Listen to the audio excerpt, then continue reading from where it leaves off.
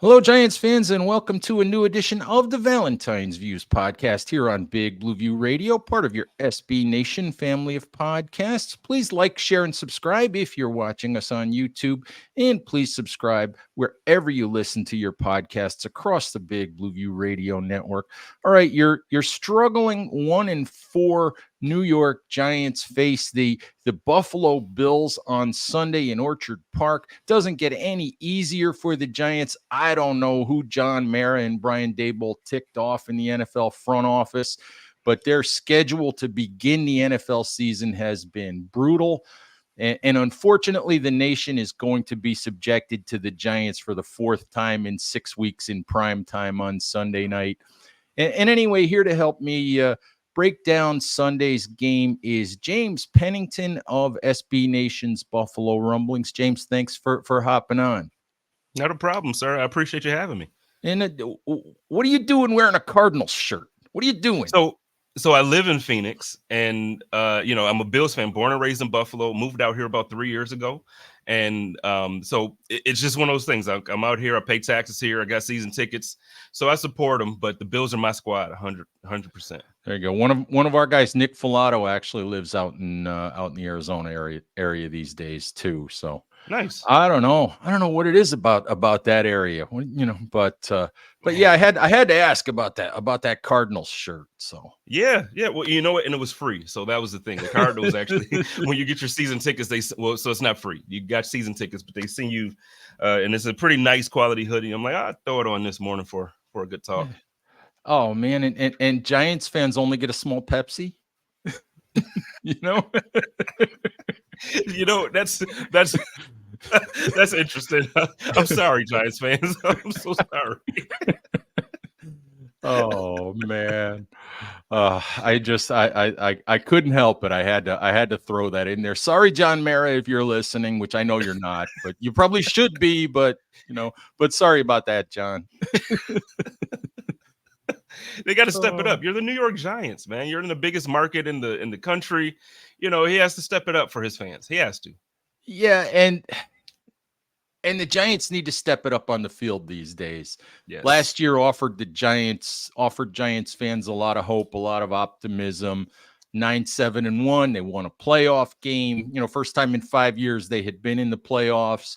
Offered some optimism that things were beginning to turn around, and the beginning of this season just has left a lot of people disillusioned. And James, I guess what I want to talk to you about isn't necessarily the Giants play on the field, but let's talk about Brian Daboll and Joe Shane. Let's talk Okay. about those two guys. First, let's talk about Daboll. I mean, last year he wins Coach of the Year, and this year, there are Giants fans who think he should probably be coaching a high school team somewhere. Wow. I mean, just your thoughts on Daboll and whether and what you think of him as an NFL head coach.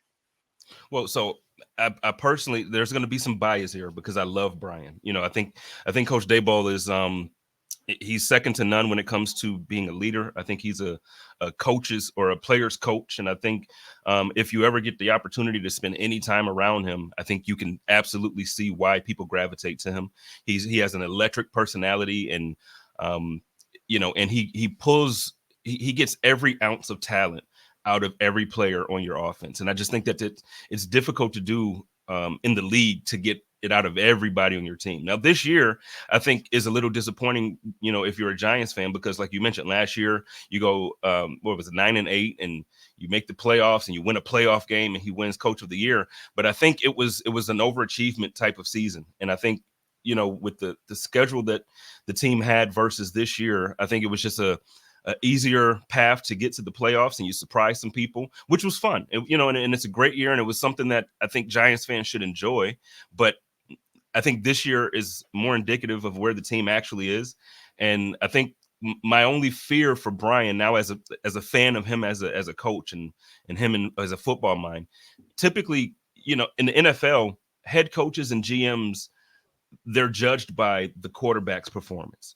And unfortunately, I think that they dedicated themselves, or they committed themselves to Daniel Jones for an extended period of time that it might not be this year. I don't think that the Giants are going to let go of these guys this year as far as the GM and the head coach. But I do think that, you know, I don't know if they'll make it for the entire time that they have to sit under Daniel Jones's contract. If he continues to play this way, there just simply won't be an excuse for the team to maintain them or to retain them as, you know, coach and GM.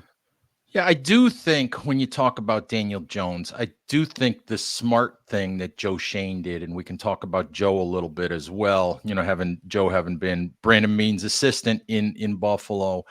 I do think the smart thing that Joe did when he gave Jones this contract is that there's only 2 years of guaranteed money in it. So Absolutely. it's people questioned the amount, but I always look at it and say, you know, look at what everybody else got. Look at what Lamar got, and look at what Joe Burrow got, and look at what, you know, what all of these other guys are getting. And you know, these guys are obviously better quarterbacks. You more have a better resume than Daniel does. But for me, Daniel got mid-tier quarterback money. He got what starting quarterbacks in the NFL are going to get paid right now. And for me, I thought it was a 2-year, okay, show us that last year wasn't a fluke sort of contract. And right now the problem is he's not playing well, Mm-hmm.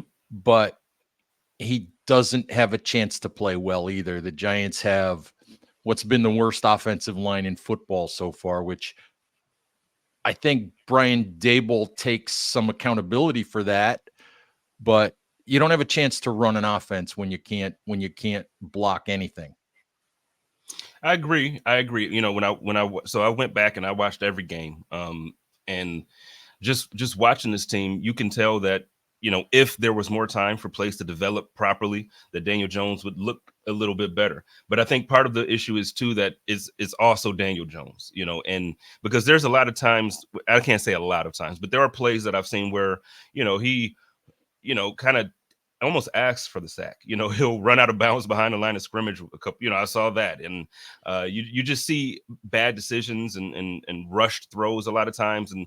And the thing about that is, last year Daniel Jones, if he does what he did last year, then I think he could actually, you know, you can have a decent season.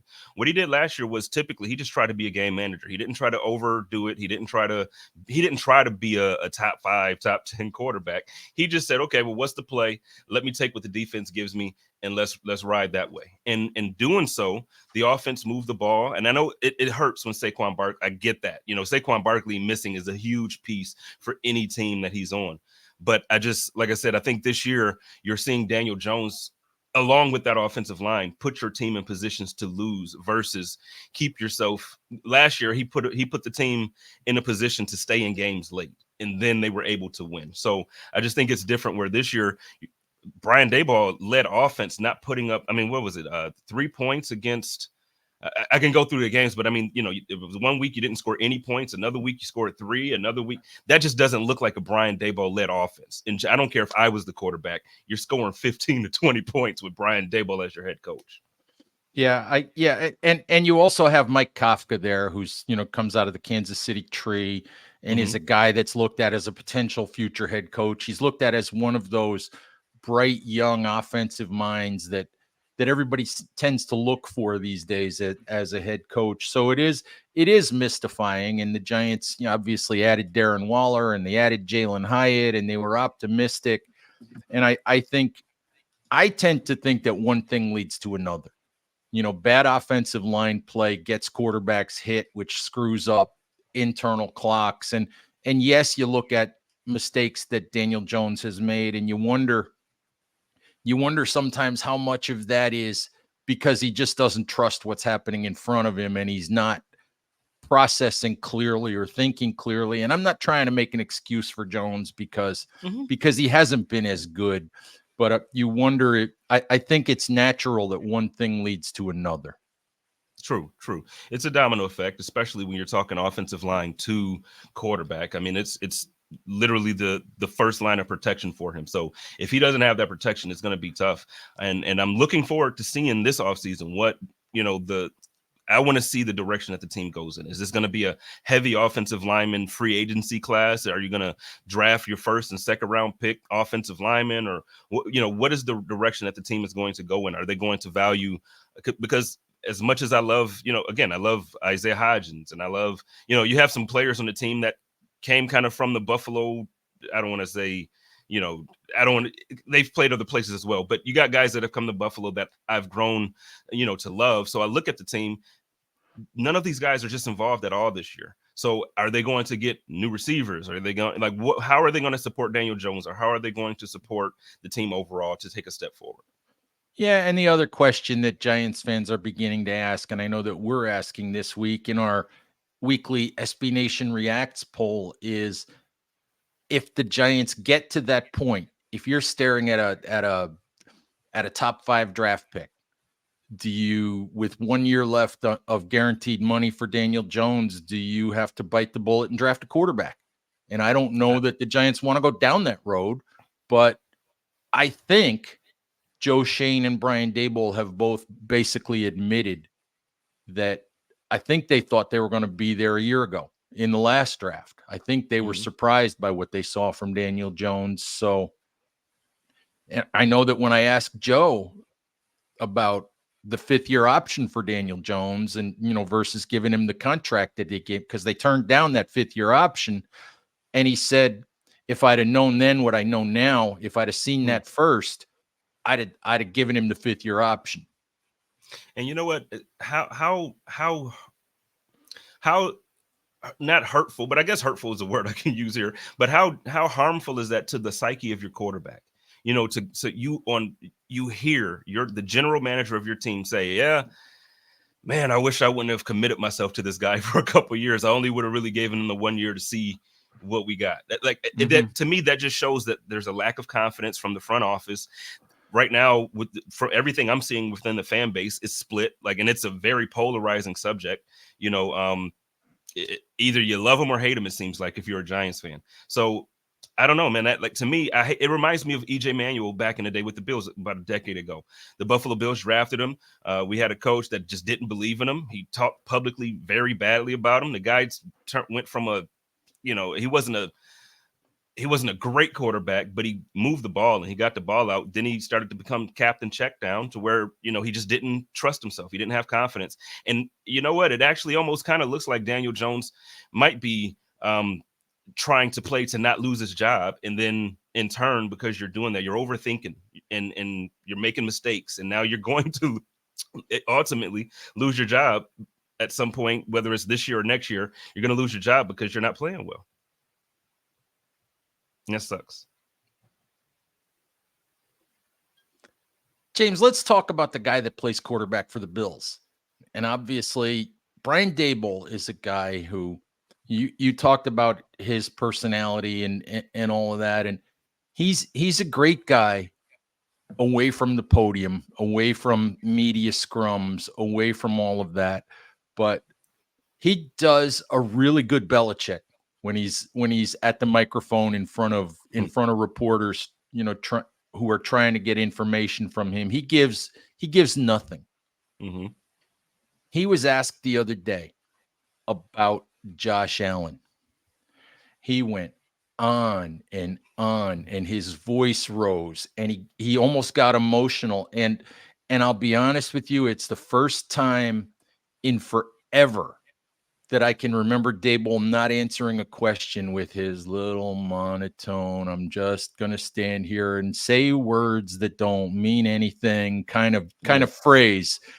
And it's obvious how much Brian Daboll loves Josh Allen and has to come to terms with the fact that Daniel Jones is not Josh Allen. But just talk about Josh Allen, talk about, maybe the work that Daboll did with him and where things are right now with Allen and the Bills.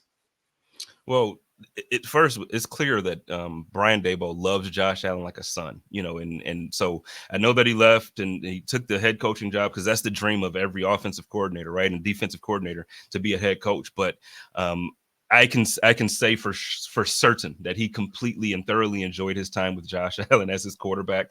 And and it's not even just for the things where everybody, you would look and say, oh well, yeah, Bills fans think he's elite and we think this and we think that.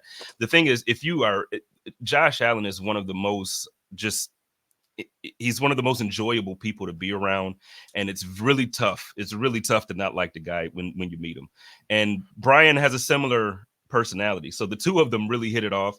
This season, I'm a little concerned about certain things that I'm seeing out of Josh. Last year, I think he played well, but it was a transition for our offense moving on from Brian Daboll to Ken Dorsey. I think this year we're starting to see a little bit better of an offensive game plan when you're looking at the run game. Last week was the first week that the Bills had no run game to support the offense.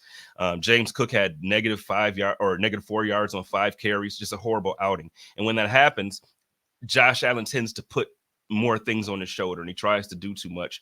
And last week, first 3 quarters of the game, he just didn't look like Josh Allen. He didn't play well. He was forcing things. I don't think I remember as many punts in any game now at this point for a couple of years for this team. And that's saying something, when the offense moves the ball that way, and then you get this guy and you look at the end of the game, the stats is like, oh, he's 360 yards plus and 2 touchdowns and 1 on the ground. You would think that's a great day, but it was a little too late. In that fourth quarter, he looked like Josh Allen, but we need that to be consistent from quarter 1 to quarter 4. And so this weekend, I'm looking forward to seeing how the Buffalo Bills will, come out and attack this defense. It's I think the defense, is ranked 29th right now against the run. I would like to see James Cook get more involved so Josh Allen can get back to the play action pass. Last week, we had 0 play action passes. Josh Allen is ranked first in the NFL in completion percentage and quarterback rating, any metric that you can think of. He is literally ranked first this season in all of those metrics on play action passes, but we got away from it because the run game was bad. So we'll see. I think it's exciting that as a Bills team that hasn't had a good quarterback since Jim Kelly, it's exciting that Josh Allen is this good and that he's such a he's such a big personality too, right? Like now I've never as a Bills fan been able to turn on the TV at random moments and see my quarterback, on CBS when it's not Sunday for football, or, I'm watching, I don't know, MTV Music Awards and there's a video of or a commercial of Josh Allen. So it's just cool experience as a fan of the Bills, but man, I'm a little concerned, not about this game in particular, but this season I'm concerned about the consistency that we're seeing out of the play calling and out of the execution from Josh Allen. Let's talk a little bit about the game. As I said at the top of the show, this is the 4th time that the Giants have been on primetime television in 6 weeks. And I think national NFL fans are probably getting sick of watching the Giants and wondering why on God's green earth the networks thought putting the Giants on was a good idea. They've lost in the 3 games they've been on primetime. They've lost by a combined 94-15 score. It's brutal. I think they've scored 1 touchdown in those 3 games. And I guess what I want to ask you, when you look at this game, Giants are beat up. They had 8 players, 7 possible starters, including Daniel Jones, including star left tackle Andrew Thomas, including their starting center, including Wan'Dale Robinson, a couple of defensive players who didn't practice on Wednesday. Saquon Barkley hasn't played since week 2, and he's still iffy as far as whether he'll be able to play on Sunday. If I'm Barkley, considering the state of the Giants offensive line and a backup quarterback, I might say, Brian, maybe next week. But if the Giants are going to keep this one close, what does that look like? Does it kind of have to be fluky, or is there actually something that they can do offensively or defensively to kind of keep this game at least within range and not embarrass themselves on national television again? Well, I'll tell you what you want to do is exactly what the Giants did in the Super Bowl against the Buffalo Bills back in the 90s. You want to keep this offense off the field. You want to control the clock. So you run the ball. If your offensive line can get together this time and say, you know what, we're going to protect Barkley or Breida, and we're going to make this thing happen, and you're able to actually chew that clock up, and if you're able to get down into the red zone and actually find Darren Waller or actually get your running backs into the end zone, I think that's going to be your best line of defense this week. Because like you mentioned, your team is beat up, and it's one of the Bills have a little bit of an injury concern too on defense, or a lot really. We lost 3 stars on our defense, but the Giants are absolutely beat up, and you almost feel for the team because you come into the season with expectations, and then your biggest player goes out, and then half the team goes out. So it's really actually a realistic expectation now, if you're looking at it with all the injuries, to say, yeah, we're 1-4.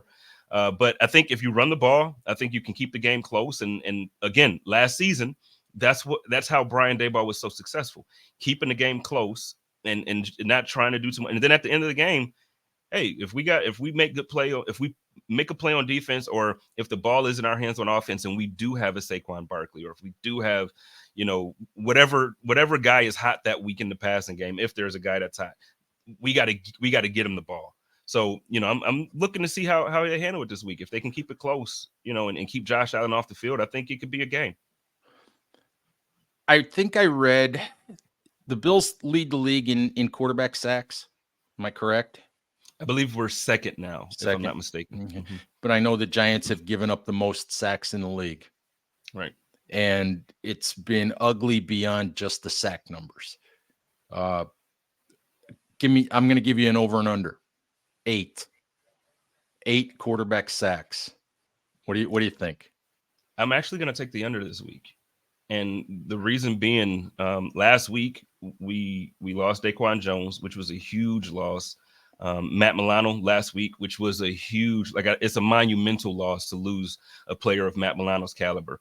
And with that being the case, those 2 guys combined plug up holes in a way that allows for guys to get to the quarterback, or they chew up blocks that allows guys like AJ Epinesa or, Groot to get to the quarterback. And I know we got Von Miller back now, but last week we saw them slowly try to work him in. I don't think that, obviously, I think he's healthy. He's cleared to play, but I just don't think that he's quite Von yet, so I don't think we're going to get that production out of Von Miller yet that we want, until hopefully, hey, if we don't get it into the playoffs, I'm fine as long as we're there. But I just don't think we're going to get the same production out of that defensive line that we were getting for the first 5 weeks of the season. I still think we get to Daniel Jones. I just don't think it's, a healthy dose like we have been. All right. It's funny because I asked a couple of the Giants offensive linemen. I was in the locker room the other day, and I said, how hard is this to play offensive line when, guys are showing up in the huddle to play next to you, and you have to kind of shake hands and introduce yourself in the huddle. Mm-hmm. And that's kind of the situation that the Giants have been in. They played 2 guys off the practice squad last week. They're playing a guard at left tackle. They're playing a guard at center these days. They're playing they've been playing a guy that missed his entire rookie season, to a torn ACL. They're playing him at right guard. So it's been a mess. I think I think the Giants would take just some modicum of progress on Sunday as a good sign. Yeah, no, for sure. That makes sense. But that's a Bobby Johnson led offensive line. And I don't want to sound too negative or anything like that, but I just personally, I don't know if I really think that was the right move as far as an offensive leader for the line for your team. And I know the relationship with Brian Daboll, obviously from his time in Buffalo, and then just throughout the league, that they're both their times in the league. But I'm not convinced that Bobby Johnson is a really good offensive line coach. His time in Buffalo, pretty much almost the same thing. And we had solid players. We have really, our offensive line right now still has 3 of the same guys that was here when Bobby was here, and we're performing at a completely different level. We look so much better. And I don't know if it's a technique thing. I don't know if it's, players wanting to, I'm not sure what it is, motivation or what, but I think Bobby just doesn't quite get the players to the place that they need to be and prepared on a week-to-week basis, whether that's health-wise, whether that's making sure that these guys are doing what they need to do to be healthy for game day, or whether that's when you're playing, you don't let Daniel Jones get sacked 9 times or 11 times in one night. I think, we really, at some point, that conversation, if it's not already happening, that conversation needs to come up. Let me ask you about another guy on that Giants coaching staff that Brian brought from Buffalo. The quarterback's coach for the Giants is Shea Tierney. Um, any thoughts on Tierney? I know he was a lower level assistant in Buffalo. I think the highest he was assistant quarterbacks coach. Mm-hmm. Just any thoughts on Tierney, because you do see regression with Daniel Jones, and you see some regression this year with his ball security. And I've had people question, well, what is the quarterback's coach doing? Mm-hmm. What is the quarterback's coach responsible for helping him? And it's impossible to judge a quarterback's coach because we don't see them on a day-to-day basis. It's impossible to judge what they do, on a day-to-day basis. Just thought, if you have any thoughts on Tierney, during his time in Buffalo, I think we'd appreciate to hear those. Yeah, I think he's a good mind. He's very smart. And I think that, he put himself in the right position relationship wise when it came to Brian Daboll. Obviously, he's taken that step up now in his career, and I think that's good for him. But again, it's tough for me to blame the quarterback's coach for any type of performance, like you alluded to earlier, when your offensive line is so beat up. You won't even allow Daniel Jones a lot of times to really. You can't get a 5-step drop out of him before he's hitting the back. So it's tough to judge him in what his job has been. But I think that you have a gem. I think you have somebody there that can develop and eventually become an offensive coordinator somewhere. I just think that right now it's just a rough situation in New York right now. And I think, everybody's looking at everybody and it's like, oh, this guy isn't doing it's just a rough time to be a Giants fan. That's all. Well, let me ask you this before we kind of make our predictions and wrap the show up here. When Brandon Beane took over in Buffalo, you guys had kind of a similar experience in Buffalo where in year one sort of overachieved. I think things were pretty good. If I remember correctly, you guys made the playoffs the first year, and then the second year there was some regression. Maybe not to the extent that we're seeing with the Giants this year, but just looking back on that experience, looking back on the way things went those first couple of years and have turned out since, can you offer the Giants fans who are, at wit's end at this point because they expected better in 2023, can you offer them any sense of long-term optimism? Yeah, absolutely. If you stick with these guys, if you stick with Joe and you stick with Brian, it's going to pay off. Like these guys have, I don't want to say it because they came from Brandon Beane and Sean McDermott's coaching and GM tree now, but it's the same blueprint. The only area that you guys changed, instead of drafting a quarterback in that second year, you retained Daniel Jones as your coach or your quarterback. That's the only difference. I do think that, for this weekend, since we're kind of going towards the prediction aspect of the show, I think you might have a better chance at winning this weekend if Tyrod's your quarterback. And I don't know if I know he's had the neck injury and he didn't practice Wednesday, so I don't know, how it's going to be, if he's going to be healthy enough to play come Sunday night. But I think, you saw when Tyrod came into the game, and I know that it was different. It was a situation where Daniel Jones got injured, so the team didn't have time to prepare for him. So it was just a different situation in general. But there was a slight spark, and you saw the offense kind of move the ball. It wasn't enough, obviously, to impress anybody to say, oh, the Giants are here now. But if you watch and pay attention enough to the football game, you could see a difference in the way the offense looked with Tyrod at the quarterback. So I would actually like to see, and I love Tyrod. He's the quarterback that broke the drought for the Buffalo Bills in that year that you're talking about, when Brandon Beane and Sean McDermott got there. So no, I love Tyrod, and I would love to see him start in Orchard Park this Sunday night. All right, and as you mentioned, we have pretty much reached the prediction portion of our show, and that of course is sponsored by DraftKings Sportsbook. Gambling problem? Call 1-800-GAMBLER or visit www.1800gambler.net. In New York, call 877-8-HOPE-NY or text HOPE-NY, which is 467-369. In Connecticut, help is available for problem gambling by calling 888-789-7777 or visiting ccpg.org.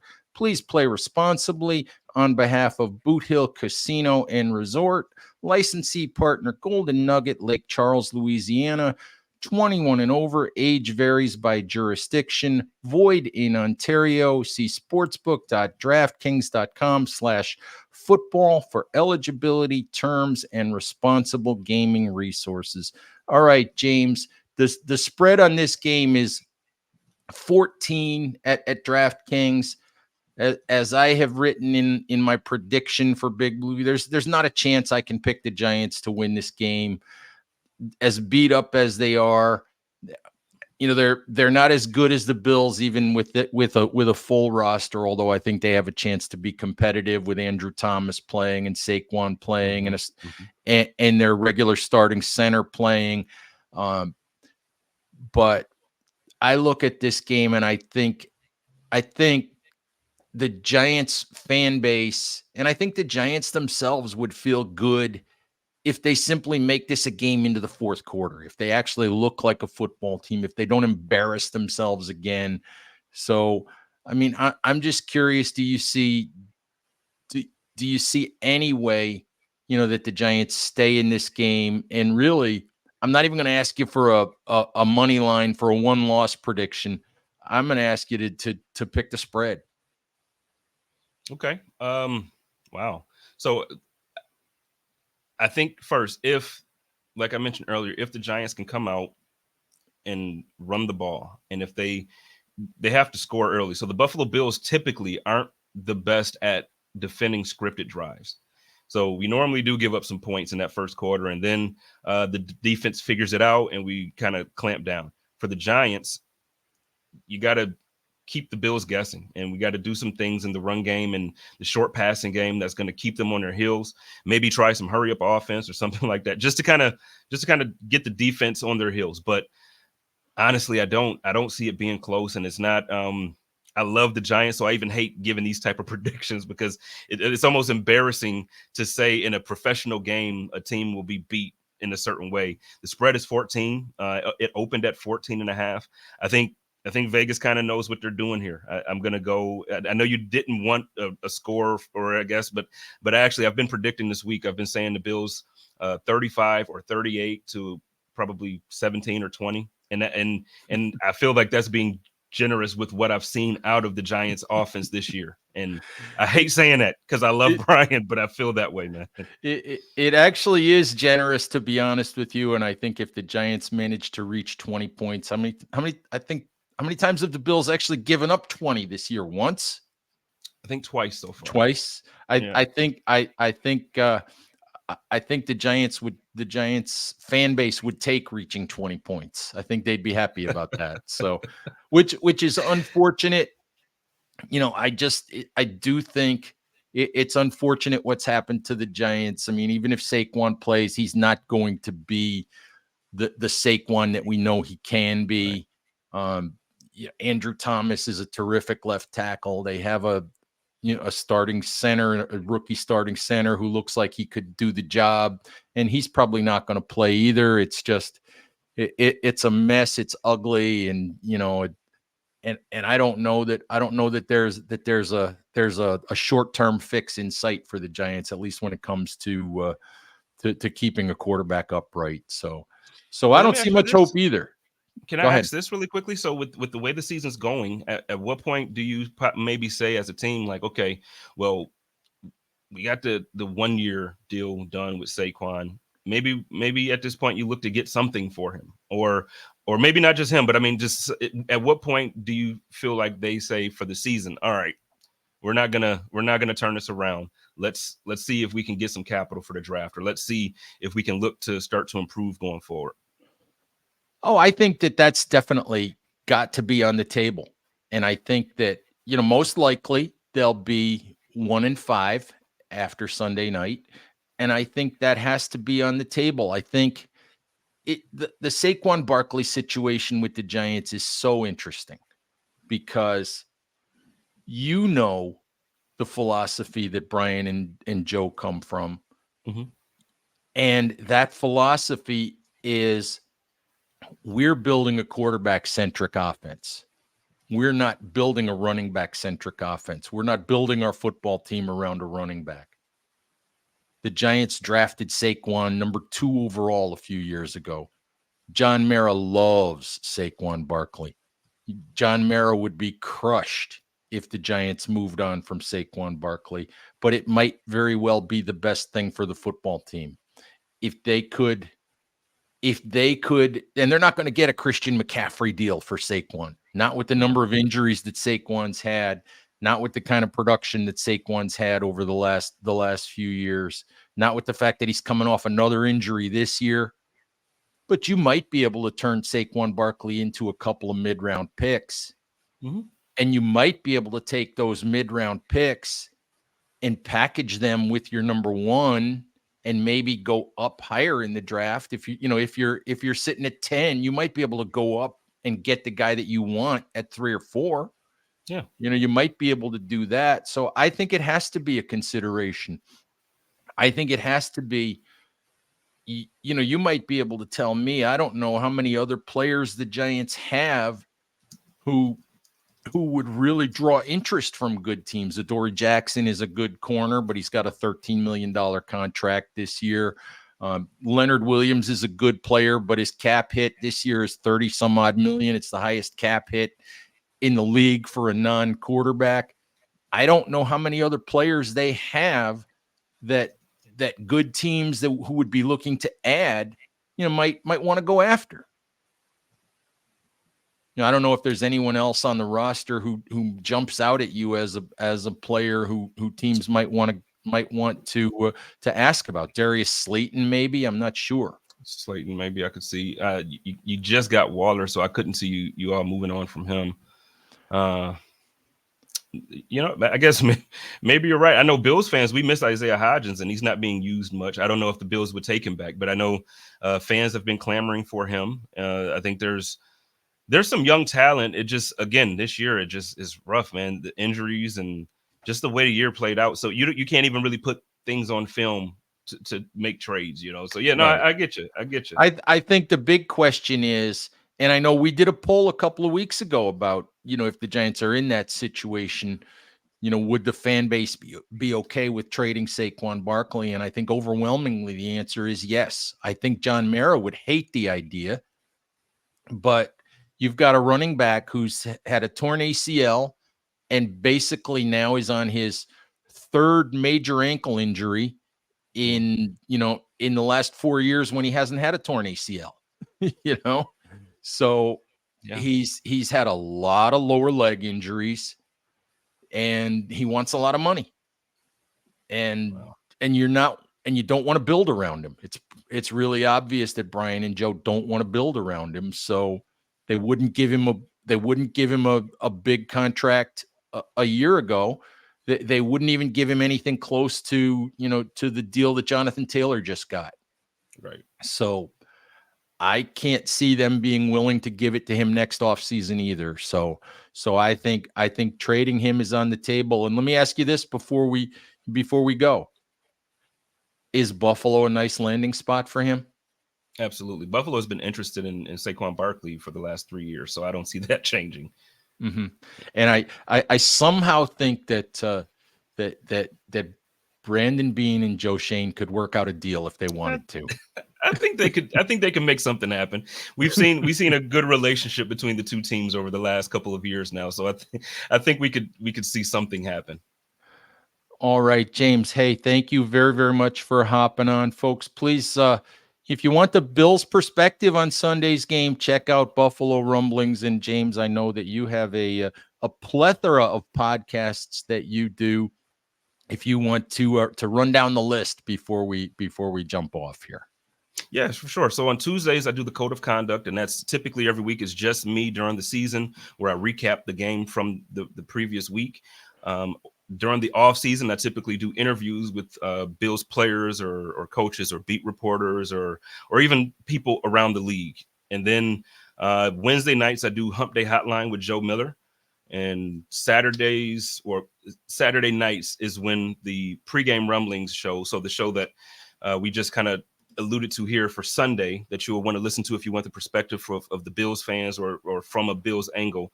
You can jump on any platform you get your podcast on and search for Pregame Rumblings under Buffalo Rumblings, part of the SB Nation family as well. And check it out. It's going to be a good show. All right. And James, we appreciate the time. Giants fans, thank you as always for listening. Please stay safe out there. Take care of each other, and we'll talk to you soon. Bye-bye.